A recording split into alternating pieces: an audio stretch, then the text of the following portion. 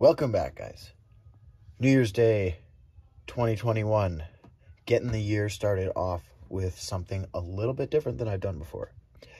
What we're not going to do different is we are still going to be drinking beer and talking about gear.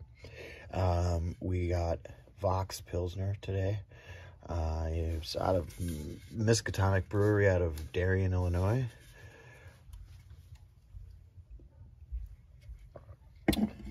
And today we have two new knives that I just received in the mail yesterday. It was New Year's Eve. I was busy doing a bunch of stuff. I was anxious to see these two products that I had purchased a long time ago.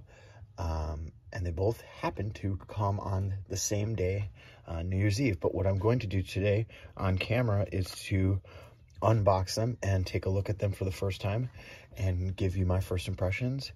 And I'm excited to get into it. So I am going to start just randomly with this one. This one is the, hit the tripod there.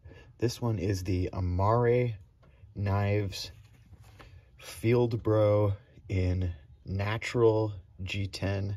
That's jade. And it was a drop, formerly mass drop exclusive. I swear that it was probably 6 months ago that I ordered this, and I haven't really thought much about it, and it just arrived. I've never had a knife from Amare Knives. It says there is space outside the box. Interesting. And it's got their logo here on the end and the other end. And let's get inside of this box. The first thing that we see is Amare Knives. It says that this is original design, top quality manufacturer with real steel knives. So these guys are, it says right here, Amare is a new collaboration between Real Steel Knives and Messer-Unicum. Real Steel Knives is responsible for the construction and assembly, while Messer-Unicum comes up with the designs, handles, and all final sales. And gives you some details here on the knife specs. Fieldbro blade material VG10, that's the blade steel. Handle material G10. It says it weighs 93 grams or 3.29 ounces. It says that it is 3.5 millimeters thick, 0.12 inches. Has a blade length of 83 millimeters or 3.3 inches, and a handle length of 112 millimeters, 4.4 inches.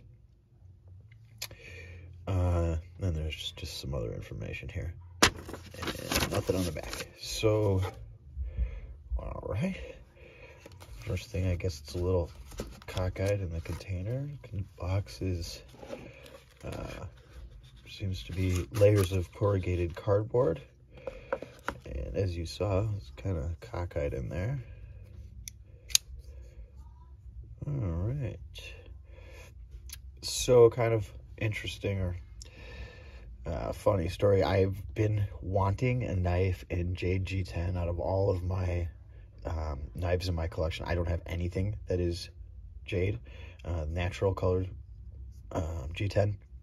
And I've been looking for a knife that I thought would look good in that style. And when they offered this one on drop, seemed to be an opportunity to do that. But what's funny is that in the meantime, since I just mentioned I bought this knife about 6 months ago, I had kind of forgot about it, that I actually bought a Finch Runtley in jade G10. I received that one, and I've been using it, and I love it. And I also just yesterday purchased another knife that I'm super excited about that we're going to see here in a few months. But I also chose the G10, jade G10 variant option. But back to this knife, I'm just looking at it. It's got a nice full flat ground there. Feels reasonably sharp. The grind looks to be even. Centering looks good. Oh, you can see that. There you go. Action's not bad. I can tell that it's a little bit sticky, but it'll probably get better with some tuning. The G10 it's actually smoother around these parts, and then grippier here in the middle, and then there's a little dragonfly insignia. Nice big lanyard loop. Not that you need a big one, but I always just appreciate the lanyard loop. I like to use them. Nice deep carry clip with some screws that are you're able to access them through the clips. And it looks like the scale on the other side is pretty much the same design, and the clip is reversible, so you could flip it to the other side if you wanted to carry that way. It looks like there's sort of a little hollowing out here of this cavity to sort of make it easier to get to the, not axis lock, but lever lock or whatever they want to call this. Overall, it feels a little bit, it doesn't feel like a top quality piece of, a top quality knife like some others that I've handled. But then again, it shouldn't. I think this thing was about 50 bucks. So for 50 bucks, so far, I'm pretty satisfied. It looks like there's like a kind of a really skinny liner that travels down this part right here. It looks like there's not actually liner in the whole front portion over here. So the weight is good, the balance is good. I like the small logo on the blade there, and then just if you look inside this inside here, you can see that it says 042, I believe. Unless that's I can't tell if it's an 042 or a D42. And then you can see on the other side it says VG10. Sorry, if I can, there you go. So overall, seems like a pretty good $50 knife. Next up, we could take a look at this QSP. Again, this one I ordered a while back, not as long ago. I feel like I ordered this maybe 2 or 3 months ago. I ordered the QSP Penguin, I think it was, in the denim micarta, and I've been absolutely loving it. Probably my favorite inexpensive knife that I purchased in a long time, definitely in 2020. So I'm actually pretty excited to get my eyes on this one. This one is the QSP Hawk, if I remember correctly. Yep, so let's get this info up here. This looks exactly similar to the card that I got with the Penguin, I believe that it was. Tells you the Hawk, which is model number, tells you that it's on ball bearings, 7.36 inches overall, 3.2 inch blade length, 4.125 inch handle, flipper tab, thumb studs, and then it has blade option Damascus or CPMS 35 yen. Neither is checked, but I purchased the Damascus option.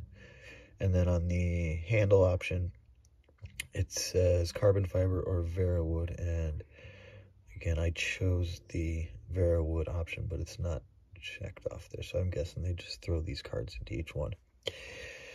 Next, getting to the knife. This looks, again, the packaging looks identical to the the other QSP knife that I purchased earlier this year. Kind of wrapped in plastic. Seems a little cheapy, but first impression is that it looks really nice. It looks pretty much on par with the quality of the other QSP knives that I've had. You can see that it's a Damascus blade. Looks kind of like a raindrop Damascus. This the Vera wood, I believe they're calling it. Scales are really smooth, really nice. I like how they cut it on the angles so that the grain of the wood is going a little bit on an angle here. That first deployment was really nice with the flipper tab. I don't know if you can see it here, but blade centering is good. Let me try the flipper tab here. And that works great. Lockup seems fair. Seems to disengage and engage properly. Again, it looks like we have another even deeper carrier clip than on this one. This one kind of comes just right up to the top of it, whereas this one actually goes slightly above it. It's going to be a very deep carry. It's really going to put that low in your pocket. It's got a lanyard hole, just like I like. Pass-through holes there for the screws. Little few, maybe it's just oil. I was going to say a little few marks in the finish, but it might just be some oil from the finishing process. Blade feels relatively sharp.